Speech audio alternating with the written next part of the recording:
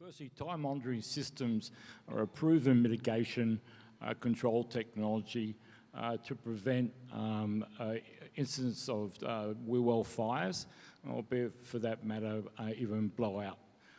They monitor the temperature as well as the pressure in the tyre and relay that back to an in-cabin monitor to the driver so they can make immediate correction.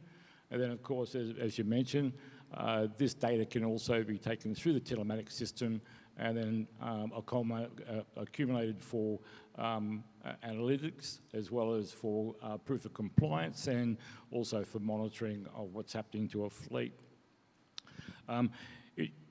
The tyre monitoring systems are nearly becoming mandated. And why should they be mandated? I mean, consider the example at Tennisfield recently. I mean, it was a dragging axle, lock brakes. Had it got a tyre monitoring system on it, it would have related to the temperature over 80 degrees from the rim and would have alerted the driver who would have taken corrective action. So potentially, it might not have occurred. An example as well, some years back you would know about the Charlesville explosive nitrate truck that blew up. Again, if you look at the reports, it was a result of fire either from the engine or be it from a wheel well incident.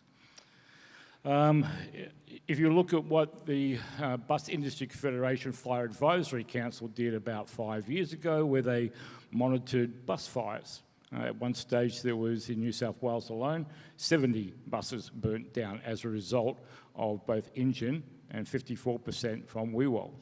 So lock brakes, under pressurisation. They implemented a $35 million program and currently at the moment Transport for New South Wales run 4,000 buses with tyre monitoring systems, primarily to mitigate potential fires. The last report this year is that 54 to 55% of thermal events actually come from the wheel well. The Department of Natural Resources and Mines, the Department of Mines and Petroleum and WA have now put into their Tyre Guidelines a requirement for tyre monitoring systems. Pyrolysis is a major problem in mining tyres and an explosion, but also with fires. If you look at the NHVR, they've started up now a truck fire safety round table, of which LSM is a contributing member to that. If we look at CICA, Crane Industry Council, they've written some papers on requirements of set point pressures for cranes for pick and carry, because they tend to want to roll over. Pyrolysis on larger mobile cranes, which are now running on roads rather than on floats backwards and forwards to sites. And then I suppose lastly, as far as mandating is concerned, look at what's happened in our passenger vehicle. Every vehicle in the world now, like seat belts, is mandated to have tyre monitoring systems in there. And there's got to be a reason for that. And as far as remote data is concerned, other benefits of tyre monitoring systems are that you can maintain set point pressures. You can target what you require to repressurise the tyres at an appropriate time.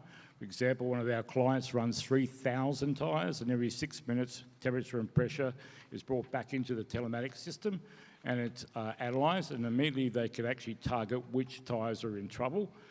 When that road train of 96 tyres comes into the workshop, they can then target the respective tyres that need a repressurisation. You do not have to check every one of them. And anybody knows if you've got 2,000 tyres at 1.5 to 2 minutes, do the mathematics on how long you need to actually do that process. In addition, a number of our customers are contractors, and their end user or their customer requires that they check the tyre for pressures and for condition. If you've got 2,000 odd tyres, you need to provide a report. You're going to end up having 3 arch lever folders of tyre pressure tables and everything. Using it back into a telematics system means that you can just have a hyperlink to a report. You can automatically run reports. You can send them by email. There is no overuse of paper, and that data can remain there to be analysed later.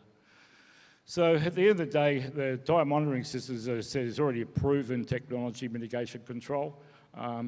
It is near mandated in heavy vehicles.